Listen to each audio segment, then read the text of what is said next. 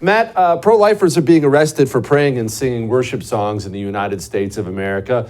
Obviously, people on the right are under attack from our justice system. Do you think Norm understands how evil the cultural institutions have become in this country? Does he not get it yet? No, I don't think people fully understand this. I also think part of the problem is obviously the corporate media is not going to relay that message to people. But then you also have conservative media that you might rely on to talk about things like this. And I think the conservative media is also dropping the ball in many ways, and especially on this issue. The fact that the Biden administration has launched this war against pro-life activists years ago, and it announced that they were doing it, and they have gone around the country putting people like this in prison or trying to. And this is not the first case. The case down here in Nashville of peaceful pro-life protesters. And in this case, when we say peaceful protesters, we don't mean it in the BLM sense where they're actually burning buildings down. In this case, like actually peaceful. They've sat outside of an abortion clinic, in an office building, in the hallway, outside the office, on the floor, and they sang hymns and they prayed, and that's all they did. And now they're looking at 10 years in prison for that violation of federal law, supposedly. And as I said, this is not the first time. And I don't think people quite grasp. Because if they did, there'd probably be more panic and more anger than there is right now. Why is it ignored by our side? Because you're right, it is. Everyone will focus on the new shiny object every day when the Department of Justice has declared open warfare on the right, and yet we don't talk about it. Why? I think there's a few reasons. Some of it is just what you just said, new shiny object. We have a real problem. Culturally, we have a real problem focusing on one thing for more than 30 seconds. I think on the right, that problem seems to even be more pronounced. I think the left, they're better in general at finding their topic, finding their issue, and hammering you to death with it until you don't want to hear about it anymore, and then they keep on going. The right, we're not as good at doing that. Now, when the occasion occurs where we are able to focus on one thing for a while, then you'll see actual progress. Like when we decided, hey, let's focus on ending child mutilation. And then we did. And what do you know? In dozens of states, they're shutting it down. But generally, I think we struggle with that. And then in this issue in particular, I think there's also a political pivot by some on the right where they think that the abortion issue is embarrassing, that it's politically toxic, it's an election year, and they don't want to talk about it. And unfortunately for these pro-life activists, to talk about their plight is to also talk about the abortion issue, which I think some conservatives would rather not do. Which I think is wrong morally, but it's also wrong politically. Because if we cannot turn this into a winning political issue, that number one, they're killing babies, and number two, they're arresting peaceful protesters. If we can't make that a winning political issue, then we just then we've got bigger problems. Why are we so afraid of issues like this, Matt? It's got to go beyond an election or not. It's a baby. It's the easiest thing in the world to fight for. A completely innocent, God-formed child. There's nothing easier to fight for in the world. And yet you're right. I'm told all the time, oh, don't touch that. Oh, we might make this feminist angry. Oh, what if we lose the saintly women vote or something like that? Just every excuse in the world to avoid talking about a baby who's about to die. Yeah, I think it does come down to politics, but it's just a deeper kind of fear people have because they recognize that on the left, abortion is their highest sacrament. It's the most important thing to them for many, many reasons. And so if you go after that, well, we see what happens. I mean, they'll literally try to throw you in prison for it if you do. And so that kind of explains some of the fear. Of course, it doesn't justify it. And I'd also say that, yeah, this thing about, well, we can't talk about it because we'll lose the woman vote. Look, if we are at a point in this country where we cannot get women to vote for us, if we don't also endorse infanticide, then we're done as a country. There's nothing even to talk about at that point. We're just finished. And there's nothing left to fight for. Might as well pack it in. But I don't believe that. I refuse to believe that. I can't believe it. I don't believe it. I don't think it's true. It's just, you can win on this issue, but you can't win on it if you don't talk about it or if you're too afraid to fight over it. Then of course you're not gonna win. If you abandon the battlefield, then the other side automatically claims a victory by default. And I think that's what we're experiencing. Have you done everything you can do with executive authority? Or is there more you could do absent legislation? Not all I can do. Give me the power. I've asked for the very day I got in office. Give me the border patrol. Give me the people, the judges. Give me the people who can stop this and make it work right. Give me the Border Patrol? What does that even mean? Give me the power? You know what? I can't wait to ask the congressman about it. Joining me now, one of the few good ones we have there, Congressman Jim Banks out of Indiana. Hopefully, fingers crossed, going to be senator here before too long. Okay, Congressman, for those of us who don't quite understand civics, which sadly is many of us, does the president not have the power to secure the border?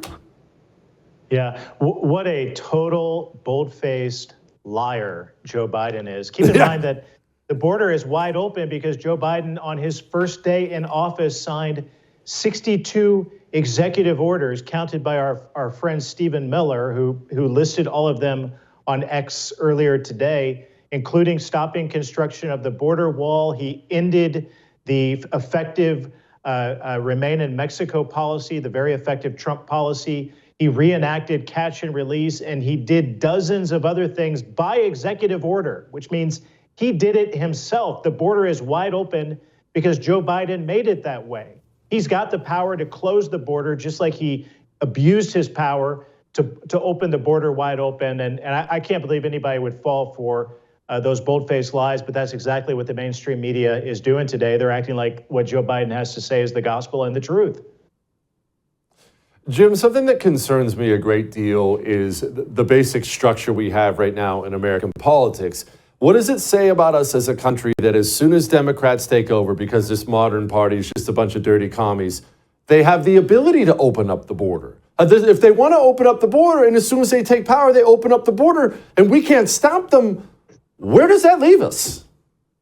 Yeah, the only thing we have left is the very slim House majority. And thankfully, Speaker Mike Johnson has said that this really bad, flawed deal coming out of the Senate is dead on arrival in the House. The House passed H.R. 2 last year, which is a very tough bill to secure the border that does all the things I just talked about. It builds the wall, it ends catch and release, and it goes back to Trump's Remain in Mexico policy. That's the only bill that House Republicans are going to go for. Speaker Johnson has effectively killed the really bad Senate bill that would give Biden more power to destroy this country even more with open borders if we pass that very bad deal that the senators have negotiated. So that's all that we have left heading into the November election. We got to get Donald Trump back in office because he's the one that knows better than anyone how to effectively secure our border. That's why I back him 100%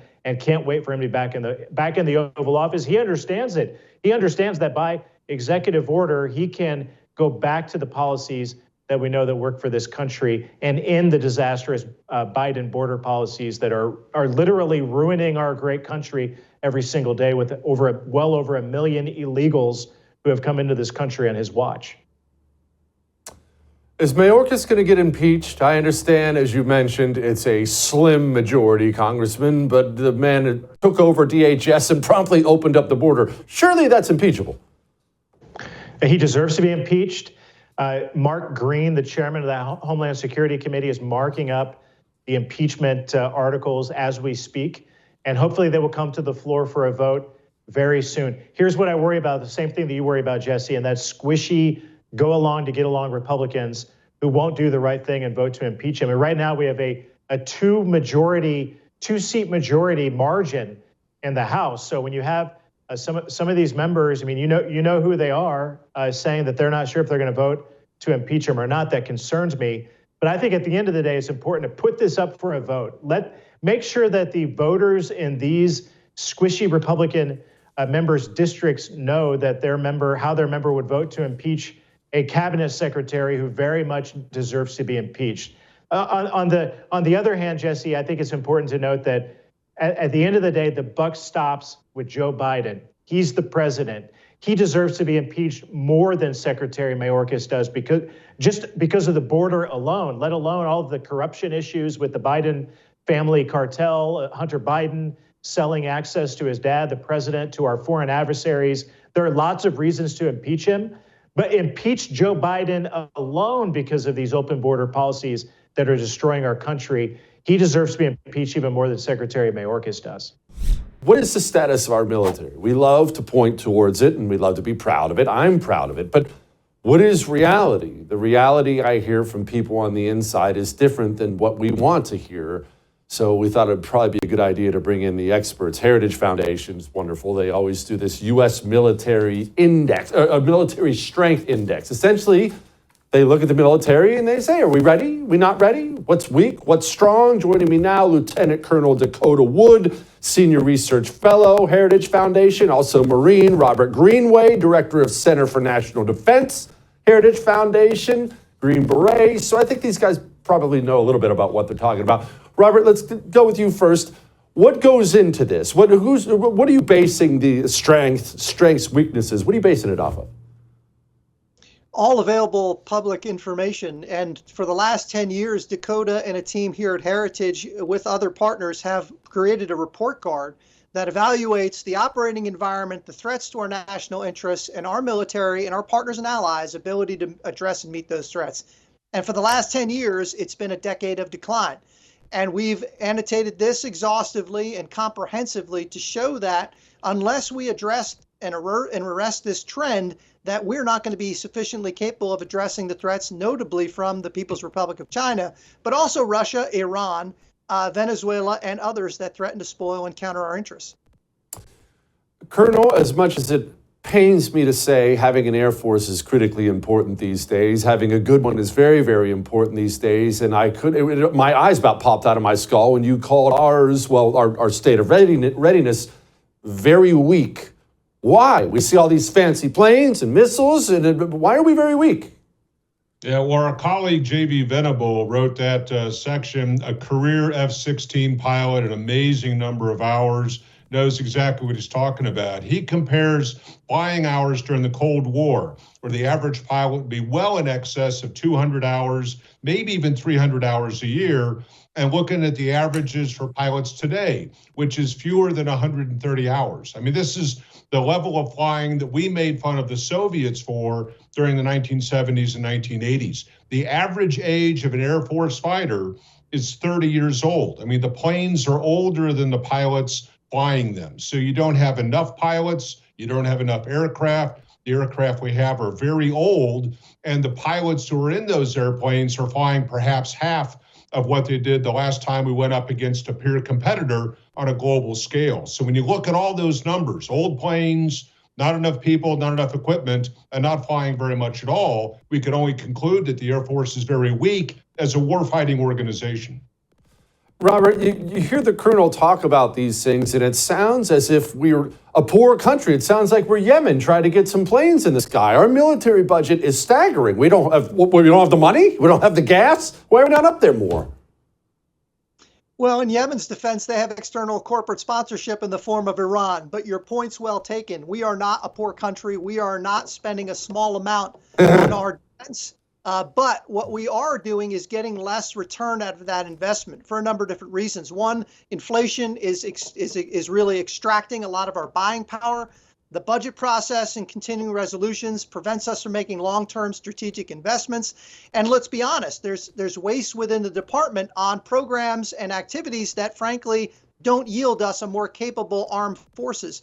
And so all things considered, we can make better use of the funding that we have to get a more capable military. And I don't think that surprises anyone. Okay, Colonel, let's go to what is, honestly, this really breaks my heart, but our Navy. I love making fun of the Navy, but if you only had to pick one branch probably to secure this nation of ours, it would probably be the Navy if you had to pick one. And they're not doing well either. How's that possible? Well, here you're talking to a career special forces officer, and Robert, myself, and the Marine Corps. Everybody likes to take shots at the Navy, but our Navy counterpart, we look at the numbers of ships, almost 600 ships during the Cold War. Today's Navy is at 292.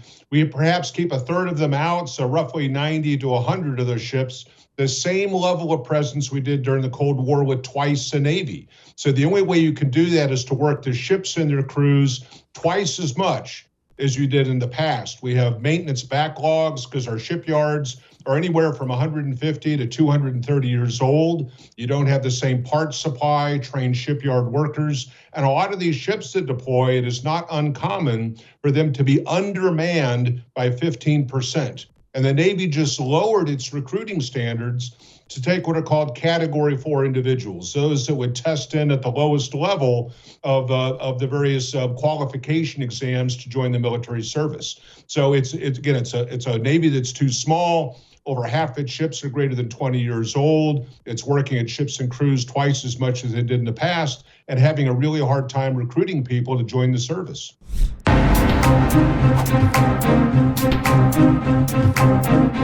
All right.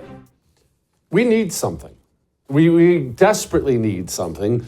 We need somebody to track all the endless corrupt trials that are happening in the United States of America, especially this year, because this year's going to be unlike anything we've seen. It's going to be insane. Awful, but insane. And how are we supposed to keep straight on all that? I can't help you.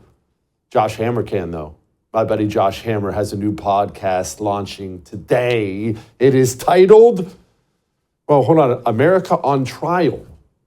Is it America on Trial with Josh Hammer? Josh, is it America on Trial with Josh Hammer? Is it just America on Trial? Is my face going to be anywhere on this thing? Tell me about this podcast. Jesse, great to join you as always. Yeah, so really excited to launch this new show today at the first, America on Trial. America on Trial with Josh Hammer would be the full title, but I think on Apple and Spotify, you can find it just at America on Trial. So we're going to come to you every morning with short, digestible 12 to 15 on the shorter end, 15 to 20 minute on the longer end episodes. We're going to go around the horn. That's what we're calling the opening segment, where I'm going to go through all of the various trials. We'll go to Alvin Bragg. We'll go to Fani Willis. We'll go to Jack Smith. We'll go to the Hunter Biden gun and tax charges, Donald Trump, the 14th Amendment ballot access stuff, the civil lawsuit with Tish James, the Attorney General in New York. There's just so much stuff. E. Jean Carroll, the defamation lawsuit. It is a lot. There is a lot going on right now, and there really is no one show that is tracking it all for you, that is telling you what you need to pay attention to. And then every day, Jesse, we're going to do a deep dive on an issue of the day. So, for example, on our launch episode today, I did a deep dive on the damages that were awarded just on Friday afternoon in the E. Jean Carroll defamation case, this outrageous $65 million in punitive damages on top of 18 plus million in compensatory damages, probably outright unconstitutional in my view and my understanding of the relevant legal doctrine. So there's really no one doing this show, Jesse, so we're really excited to launch it there. And yeah, go ahead and subscribe right now to America on Trial. Yeah, there is nobody doing the show, and I'm glad you're doing it because I need to understand these things. In fact, break down this E. Jean Carroll thing because, look, Josh, there's 1,000 stories and scandals every day. All I remember about this woman is she was a nut job to the point the media stopped having her on. She was very clearly a deranged nut job, accused Trump of some really horrible things, and yet he's got to stroke her an $80 million check? Why? So it is confusing. So in 2019, E. Jean Carroll comes forward with allegations that Donald Trump groped her, sexually assaulted her in the dressing room or the back area of a Bergdorf Goodman off Fifth Avenue in New York City 25 years ago or so. And she immediately filed 2 lawsuits, both civil lawsuits, because the criminal statute limitations on these relevant crimes had long expired. So she could only go the civil route. So earlier last year, in the first of the 2 lawsuits, the jury awarded her $5 million in damages for both defamation and sexual assault. Defamation comes in here because after she came out to the New Yorker, the liberal rag, back in 2019, that's who published this story where she was talking about this alleged sexual assault. After that, when Trump was sitting as the acting president, he spouted off on her, said that she's a liar, she's this, she's that. Jesse, my quick take on this, and I'm sure you'd agree on this, is, what man would not spout off on a woman who is saying things that he believes to be completely fabricated and false from 25, 30 years ago? I remember watching the Brett Kavanaugh hearing in September 2018 with Christine Blasey Ford, when Brett Kavanaugh got up there and he was defiant. He stood up straight in his chair. He didn't literally pound his chest, but that's kind of what it felt like. And he accused the Senate Democrats on the Senate Judiciary Committee of seeking revenge for the Clintons. And there were some people then in 2018 who said, oh, Brett Kavanaugh is not acting judicial. This is not the comportment we want from a Supreme Court justice. To which I said, nonsense. That is BS. I would never want a man sitting on the Supreme Court who is not going to defend his reputation when it is besmirched and smeared in this fashion. So that's kind of how I feel about Donald Trump, too. So in any event, last year, $5 million in defamation. But you had this second lawsuit, and this second lawsuit, they finally reached the verdict, or the jury reached its verdict in federal court this past Friday, $18.3 million in compensatory damages, which means that that's all she needed to make whole. Not entirely sure how they arrived at that. And then because they were feeling vindictive, they slapped $65 million in punitive damages on top of that. Highly, highly unusual. That ratio of punitive to compensatory damages of over 3-to-1 is probably unconstitutional as well, but Trump's going to appeal it. I think he'll probably be successful on appeal. Okay, let's set that aside. People can go get all the details from your podcast. Again, podcast is America on Trial. Let's stay in New York for a minute, Josh, and just hit the high points on the Letitia James. What's she doing? A lot of people don't realize there are two separate things going on in New York. What's she doing? Well, there's actually three separate things going on in New York, if you want to include the Alvin Bragg criminal prosecution. I mean, that was the first criminal prosecutions out of the gate. People have forgotten about this because the Fonnie Wilson case in Georgia and the two federal prosecutions from Jack Smith in Florida and Washington, D.C.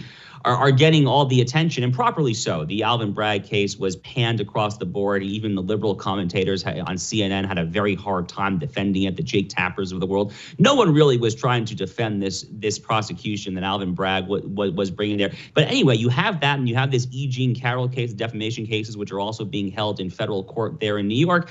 And then in state court, you have the Attorney General of New York, Tish James, who ran just as Alvin Bragg ran for district attorney in Manhattan. Tish James ran on an explicitly Get Trump platform, Jesse. She was not hiding the ball. She made very clear that she was running for office in no small part to try to use the power of the state to file litigation to get Donald Trump. And sure enough, that is what she has done. So she has filed a lawsuit against Donald Trump and against the Trump Organization, essentially alleging that they have run this organization in fraudulent fashion, that they have undervalued their properties in order to get certain tax breaks, that they have misrepresented their holdings to the financial institutions and the banks in order to secure more favorable loans, things of the nature there. And she's seeking $370 million in damages there. You have a justice named Justice Engoron, who is the sitting judge in this case. He, like many of these other judges, is vehemently anti-Trump there. So Trump is facing an uphill climb there. It's totally unjust. And Jesse, it also should be chilling for anyone who ever wants to start a business in New York State, that the power of the state could be used in this fashion to try to bankrupt your business simply because you don't agree with the way the banks appraised your property. Okay, I'm sorry to stay in New York, but one last thing on this before we move on. I want to get to this Texas Supreme Court dust up, but the Alvin Bragg trial. Obviously, anyone with a brain understands that Donald Trump is legally in a great deal of trouble for his D.C. trial just because of the jury pool. The judge, the jury pool, he's in a great deal of trouble. New York City is not exactly rural Oklahoma. Is he in trouble there? He probably is, at least because, for the very simple reason of the jury pool, right? I mean, again, we're talking here about Manhattan. I mean, this is New York County, New York. I mean, this is one of the most liberal counties in the United States. If it was Staten Island, maybe slightly different story. Staten Island actually is the only red county of the 5 counties that collectively comprise New York City. But in Manhattan and in New York County, you're not going to get a favorable jury pool for Donald Trump, to put it mildly there. This case is just so laughably frivolous, Jesse, that I have to think that when it is inevitably appealed, if it does come out against Trump, then the appellate court in New York State probably would ultimately rule in Trump's favor there. Obviously, it's very hard to make these predictions without seeing how the trial unfolds there, but the appellate courts in New York State and their state courts tend to be at least a little more legitimate there. You're not dealing with an inherently biased jury pool of that matter. The $1 million question, Jesse, of course, is, the timeline such that this appeal might happen in New York State or the appeal might happen down in Georgia in the Fonnie Willis case. Will Trump be president of the United States by that time? And if he actually is president while he is simultaneously dealing with these state prosecutions in Georgia and New York State, at that point, what happens? Do the prosecutors just drop it? Or, it's literally uncharted waters, which, shameless plug, that's why this podcast is needed. Yeah, no, it is friggin' needed. Okay, what happened between the Supreme Court and Texas? Because there's a lot of, what's that word? Misinformation out there. There's a ton of misinformation. So I read the order. I read the judicial order from the U.S. Supreme Court last week, which, by the way, Jesse, first, it must be said that not just John Roberts, but Amy Coney Barrett, unfortunately, went quite wobbly on this one. This is a big case, and to put it mildly, and unfortunately, one of Trump's nominees, Amy Coney Barrett, actually voted with the liberals on this one. The judicial order basically says that the Border Patrol, in this case, the Border Patrol that is working under the Joe Biden administration and Secretary Mayorkas, that they have permission to go down to the Rio Grande, go down to the border, and to snip the razor wire that Texas, the Department of Public Safety, the Texas Rangers, Greg Abbott, that all of them have put up. Here is what the judicial order does not say. So it permits the Border Patrol agents to go there instead. It does not enjoin, meaning it does not forbid Texas from putting up additional razor wire. So right now, if Texas wanted to put up additional razor wire all along the Rio Grande, they could do so, and they would not be willfully violating the U.S. Supreme Court. Now, again, the Border Patrol, according to this order, can go in and snip down that wire. So what you essentially could come to is a Mexican standoff, pun very much intended, where it's basically a question as to who drops their weapon first. I mean, will it be Texas if they're putting up new wire, or will it be the Border Patrol? They're allegedly going to start snipping wire. Now, the people who are kind of wetting their beds here and are saying, oh my God, this is a constitutional crisis, this is John C. Calhoun and nullification, it's actually none of that. In our constitutional system, Jesse, both the federal government and the states have sovereign power. In fact, the states created the federal government in the first place. They were sovereign entities when they created the federal government, when they ceded limited enumerated powers to that federal government. And as Antonin Scalia wrote quite prolifically in the 2012 case, Arizona versus United States, if the states thought that they would give up sovereignty as a condition of creating the federal government, they never would have created the federal government in the first place. So Texas has every right to keep out this invasion from its border. I sincerely hope that Greg Abbott keeps on doing so. This is not nullification. This is not relitigating the Civil War. This is not a constitutional crisis. If anything, it is a crisis of sovereignty, and it is a crisis of national civics that people fail to understand the virtue and the righteousness with which Greg Abbott is acting. I would argue that we've not seen a situation as dangerous as the one we're facing now across the region since at least 1973. That sounds bad. But what was 1973? I don't know. I don't own any history books. Maybe Lee can tell us about that before we get into everything else. Joining me now, the great Lee Smith, Tablet Magazine. Read all his books. He's just the friggin' best. Okay, Lee, for those of us who were educated in America's public education system, what happened in 1973? I don't get it. Right. Well, 1973, that's when the Mets lost to the A's in the World Series. Heartbreaking for those of us growing up in New York at the time. It was also that same October is when Arab armies invaded Israel for the Yom Kippur War. So that's what Secretary Blinken is referring to, the 1973 October War. And I differ vastly with his assessment about the levels of danger in the region right now. Okay, explain that, because he's using a lot of dire words out there. That's the end of the world. Why do you disagree? You think everything's fine? No, I think that the Biden administration is responsible for the tension in the region right now, in particular because of the Biden administration's dealings with the Islamic Republic of Iran. Let's remember, among other things, the billions of dollars that the administration has made available to Iran, and this is fueled Iran's energies across the region. Whether we're talking about the Houthis in the Red Sea, whether we're talking about Hamas in the Palestinian territories, whether we're talking about Hezbollah in Lebanon, or whether we're talking about Iraqi militias backed by Iran, like Kataib Hezbollah, which is apparently responsible for the murder of 3 American servicemen in Jordan over the weekend. That's on the Biden administration, every single bit of it.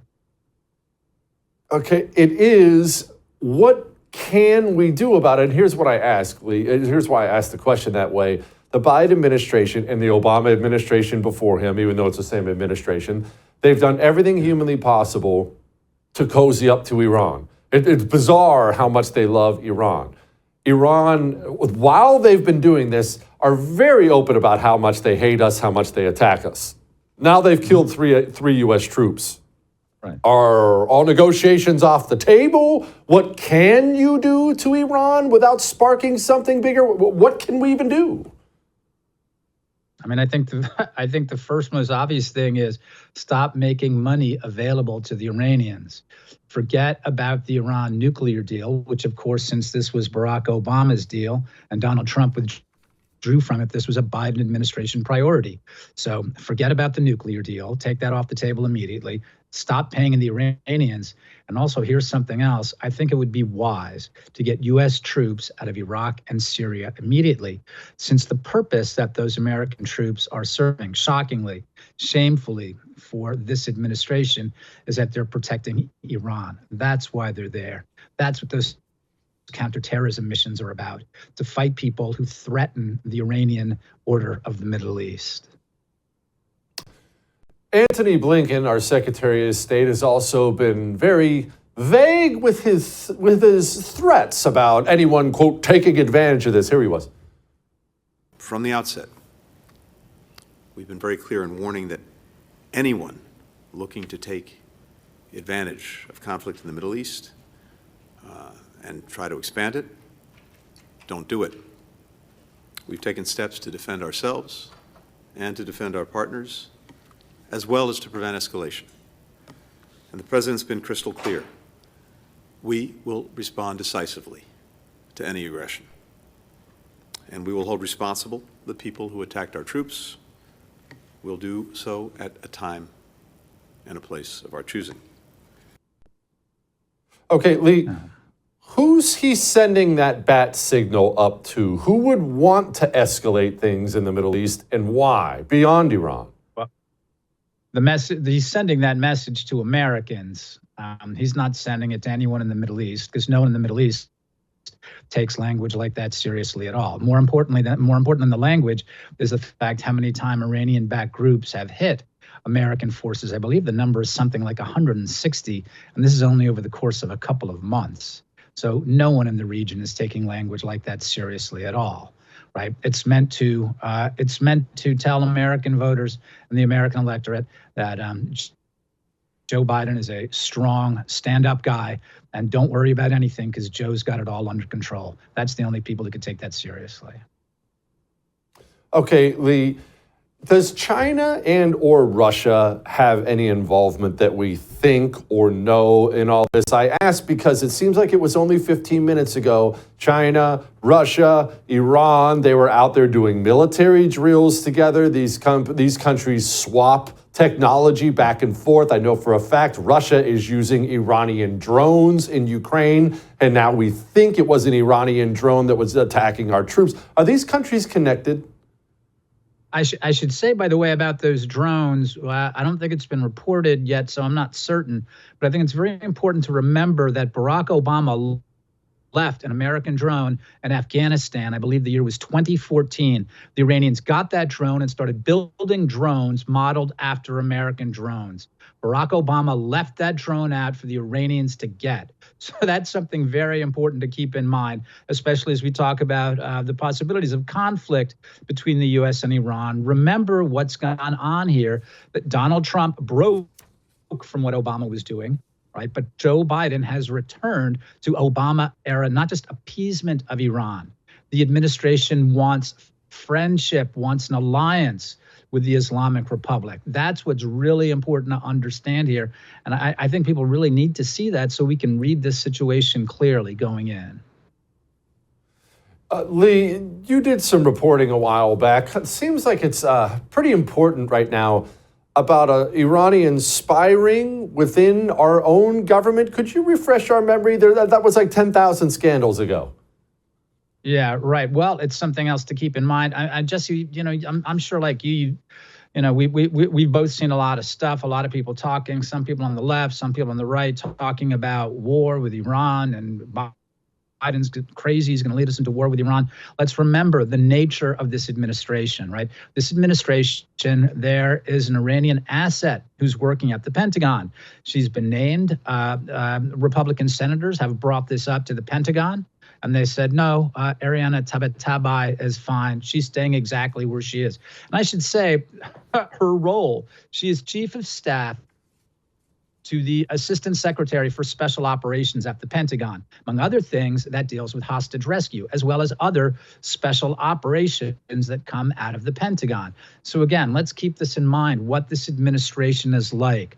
Ariana Tabatabai was working as part of an Iranian influence operation, answering to high-level Iranian officials, right? This was less than a decade ago. And now she's working out of the Pentagon. And it's not like they're hiding it. It's out in the open, and the Pentagon has done nothing about it. The administration has done nothing about it. So again, it's important to keep this in focus when we talk about what's happening. Lee, the American government, the Pentagon you just pointed out, the Biden administration, how compromised not just by Iran, but by other nations, China, I know you and I have talked about this many times before. How compromised do we think these people are? I woke up this morning, I know it was a nerdy thing to think about first thing in the morning. I'm shaking the sleep out of my eyes, and I was thinking to myself about China flying a spy balloon over the entirety of the United States of America. We now know it did figure eights over our military bases, and the American president just really kind of without explanation let it cross the entire nation before shooting it down over the Atlantic Ocean. How compromised are we? Well, the way that I saw that was the message, right? That was China's message. It's like your people are compromised. Your leadership is in our pocket. They can't, not only they won't do anything about it. And that's the same with the Islamic Republic of Iran. You asked before, Jesse, do we know if the Chinese or the Russians have any role in this? What we do know for sure is that China is at the head of a rising anti-American bloc. But here's the really shocking thing, is that as you said, our elites, especially on the Dem side, but there are certainly some Republican officials as well, who are compromised by China and by the Islamic Republic of Iran. This is what's really important to keep in mind. And when we as Americans say that our fundamental problem here is with our own leadership, the people who are ruling us right now, that's absolutely true. But we have to keep in mind that they're also partnered with genuine American adversaries abroad. That includes China and includes the Islamic Republic of Iran as well.